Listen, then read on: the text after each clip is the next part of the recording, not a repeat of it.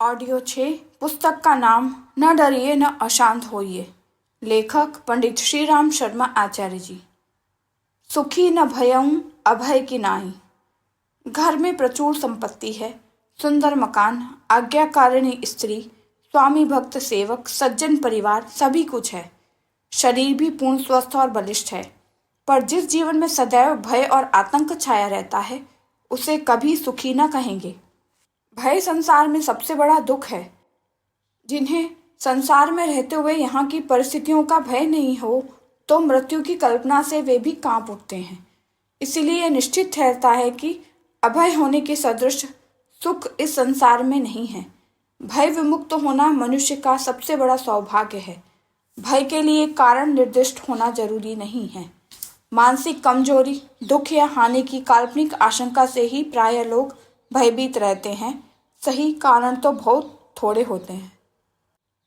कोई सह कर्मचारी इतना कह दे कि आप नौकरी से निकाल दिए जाएंगे, इतने ही से आप डरने लगते हैं।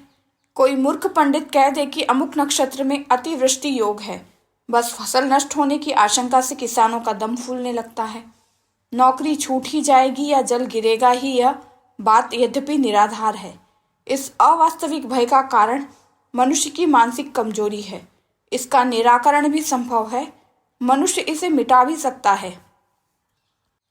परिस्थितियों या आशंकाओं के विरुद्ध मोर्चा लेने की शक्ति हो तो भय मिट सकता है। इसके लिए हृदय में दृढ़ता और साहस चाहिए।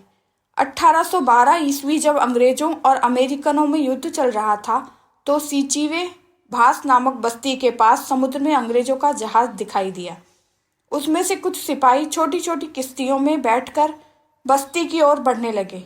यह लोग गांव जला देंगे और हमें मार डालेंगे। इस भय से ग्रामवासी अपने अपने हथियार रखते हुए भी पहाड़ियों के पीछे छिप गए। 12 वर्षीय लड़की से यह कायरपन सहन न हुआ। वह अकेले युद्ध भी नहीं कर सकती थी।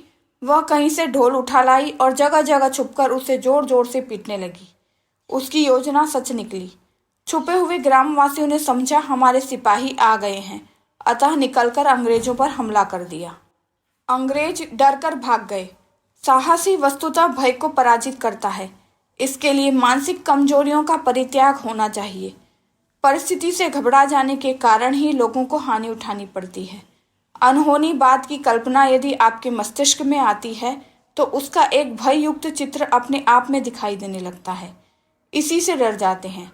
ऐसे अवसर आने पर वस्तु स्थिति का निराकरण तत्काल कर लेना चाहिए, क्योंकि जब तक यह कल्पना आपके मस्तिष्क में बनी रहेगी तब तक आप कोई दूसरा काम भी न कर सकेंगे।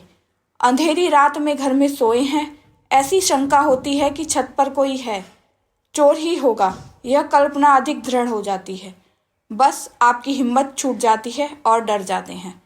थोड़ा साहस कीजिए और उठिए। चाहें तो हाथ में लाठी उठा लीजिए, ऊपर तक हो आइए, आपकी परेशानी दूर हो जाएगी। चोर ही हुआ तो वह आपकी आहट पाते ही भागेगा। आपकी संपत्ति भी बच जाएगी और भय की दशा भी दूर हो जाएगी। काल्पनिक भय या आशंका जन्य भय तत्काल निराकरण से दूर ही हो जाता है।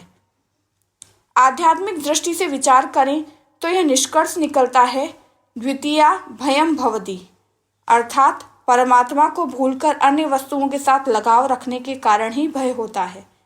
मनुष्य अपने शाश्वत स्वरूप को विस्मृत करके शरीर और उसके हितों के प्रति जितना अधिक आसक्त होता है, उसे दुख और मृत्यु की आशंका उतना ही भयाकुल बनाती है।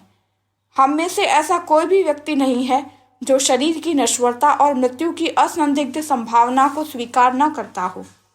यह एक तथ्य है जो मनुष्य को शिक्षा देना चाहता है कि वह शरीर से विलग कोई अविनाशी तत्व है।